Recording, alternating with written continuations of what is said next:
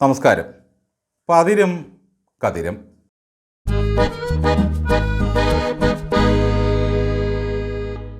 ഒരു ഭക്തൻ ഗൂഗിൾ ദൈവത്തോട് ചോദിച്ചു, എൻ്റെ ഭാവി എന്താകും? അപ്പോൾ ഗൂഗിൾ ദൈവം പറഞ്ഞു, ദയവായി കുറച്ച് സമയം കാത്തിരിക്കൂ. നിങ്ങളുടെ ഭാര്യയുടെ വാട്സാപ്പ് ചാറ്റുകൾ ഇൻഡെക്സ് ചെയ്തുകൊണ്ടിരിക്കുകയാണ്. അതിനുശേഷം നിങ്ങളുടെ ഭാവി ഞാൻ കൃത്യമായി പറഞ്ഞു തരാം.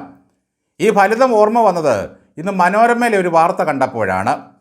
AKG സെൻറ്റർ തോൽവിയുടെ കാരണങ്ങൾ അന്വേഷിച്ച് ജനങ്ങളിൽ നിന്നും തേടിയ പ്രതികരണം AI ടൂൾ ഉപയോഗിച്ച് ക്രോഡീകരിച്ചു കൊണ്ടിരിക്കുകയാണത്രേ. ഫലം എന്തായാലും ഗോവിന്ദൻ്റെ ഭാവി നല്ലതല്ലെന്നേ അവർ പറയൂ. ക്രോഡീകരിച്ചതിൻ്റെ ഫലം എന്തായാലും ഗോവിന്ദൻ്റെ ഭാവി AKG സെൻറ്ററിലും വീട്ടിലും അത്ര ഭദ്രമല്ല. നിയമസഭാ തെരഞ്ഞെടുപ്പിൽ CPM എന്തുകൊണ്ട് തോറ്റു എന്നും എങ്ങനെയെല്ലാം തെറ്റുതിരുത്താമെന്നും പാർട്ടിയുടെ സംസ്ഥാന സെൻറ്ററിനെ അഭിപ്രായം അറിയിച്ചത് 20,000-ഓളം പേരാണ്.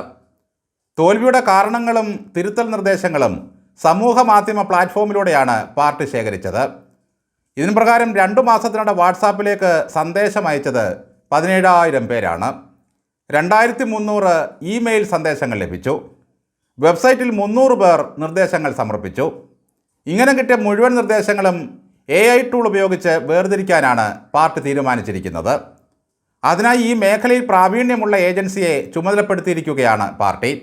നോക്കണേ, ജനഹൃദയങ്ങളിൽ മുളച്ചു പൊന്തിയ പാർട്ടിയാണെന്നാണ് ഇവർ പറയുന്നത്. ഇപ്പോൾ അതിനെ നന്നാക്കിയെടുക്കണമെങ്കിൽ AIയോട് അഭിപ്രായം ചോദിക്കണം. നെല്ലുകുത്തുന്ന മില്ല് തുടങ്ങുന്നവനെ ബൂർഷ എന്ന് വിളിക്കും. സെക്കൻഡ് ഹാൻഡ് ബസ് എടുക്കുന്നവനെ മുതലാളി എന്ന് വിളിച്ച് ആക്ഷേപിച്ചു. കമ്പ്യൂട്ടറിനും ട്രാക്ടറിനുമെതിരെ സമരം ചെയ്തു. ഈ പാർട്ടിയാണിപ്പോൾ സ്വയം നന്നാകാൻ AIയുടെ സഹായം തേടുന്നതെന്ന് ഓർക്കണം. കടത്തുതൊഴിലാളികൾക്ക് തൊഴിൽ നഷ്ടപ്പെടുമെന്ന് പറഞ്ഞ് നദിക്ക് കുറുകെ പാലം വരുന്നതിനെ തടസ്സപ്പെടുത്തിക്കൊണ്ടിരുന്നൊരു പാർട്ടിയാണ് ഒരു കാലത്ത് ഇത്. AI ഉപയോഗിച്ച് അഭിപ്രായങ്ങൾ ഇങ്ങനെ ക്രോഡീകരിക്കുമ്പോൾ ഭൂരിപക്ഷം പേരും പറയുകയാണ്, ഈ ഗോവിന്ദനെ നമുക്ക് വേണ്ട എന്ന്. അത് പാർട്ടി അംഗീകരിക്കുമോ? ഗോവിന്ദൻ ഇപ്പോൾ പൂർണ്ണമായും AIയിൽ വിശ്വസിക്കുന്നയാളാണ്. പമ്പയിൽ പാർട്ടി ആഗോള ഉഡായിപ്പ് സംഗമം നടത്തിയപ്പോൾ ഒഴിഞ്ഞ കസേരകളുടെ ദൃശ്യങ്ങൾ ചാനലുകളിൽ വന്നു. അത് ആർട്ടിഫിഷ്യൽ ഇൻ്റലിജൻസ് കൊണ്ടുണ്ടാക്കിയതാണെന്നും പാർട്ടിയെ തേജോവധം ചെയ്യാനാണെന്നും ഗോവിന്ദൻ പറഞ്ഞു. അതേ AI തന്നെ പറയുകയാണ്, ഗോവിന്ദ നിങ്ങളൊന്നും മാറി നിൽക്കൂ. അങ്ങനെ പറഞ്ഞാൽ താങ്കളത് അനുസരിക്കുമോ? അതല്ല, പിണറായി വിജയനാണ് ഈ പാർട്ടിയുടെ പതനത്തിന് മുഖ്യ കാരണക്കാരനെന്ന് AI കണ്ടെത്തിയാൽ പിണറായി വിജയൻ പരിപാടി നിർത്തി ധർമ്മടത്തേക്ക് പോകുമോ? ഏത് വിഷയത്തിലാണ് ആളുകൾ ഏറ്റവും കൂടുതൽ അഭിപ്രായം പറഞ്ഞത് എന്നാണല്ലോ AI സംവിധാനത്തിലൂടെ നിങ്ങൾ തരംതിരിക്കുന്നത്. AIയുടെ കണ്ടെത്തൽ എന്തായാലും സംസ്ഥാന സമിതി യോഗത്തിൽ നേതൃമാറ്റ ചർച്ച ഉണ്ടാകാൻ ഒരു സാധ്യതയുമില്ല.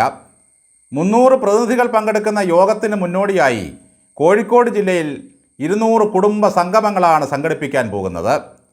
വിശാല സംസ്ഥാന സമിതി യോഗം 13 മുതൽ ചേരുകയാണ്. ആ വിശാല സമിതിയുടെ യോഗം കൂടി കഴിയുന്നതോടെ പാർട്ടി വീശി ഒരടിയങ്ങടിക്കും.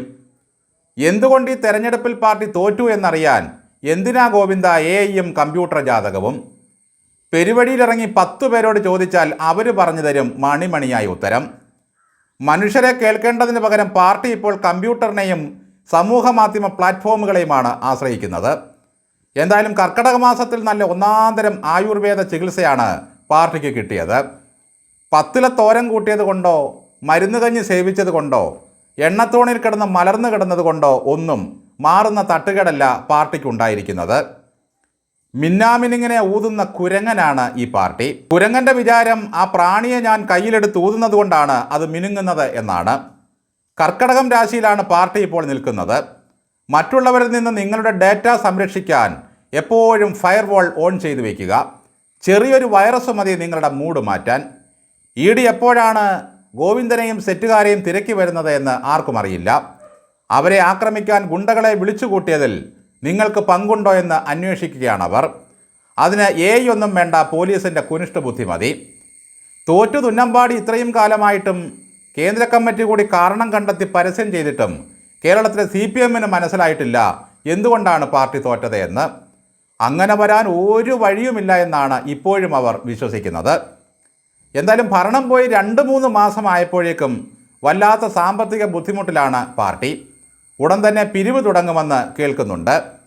പിടിയിലായ നിങ്ങളുടെ അർജുൻ ആയങ്കി ചെയ്തതുപോലെ ഒരു QR കോഡ് സെറ്റ് ചെയ്തിട്ട് ഗോവിന്ദനത് പൊക്കി കാണിക്കണം. അതിലേക്ക് ക്രൗഡ് ഫണ്ടിങ്ങിലൂടെ കോടികൾ നമുക്ക് സമ്പാദിക്കാം.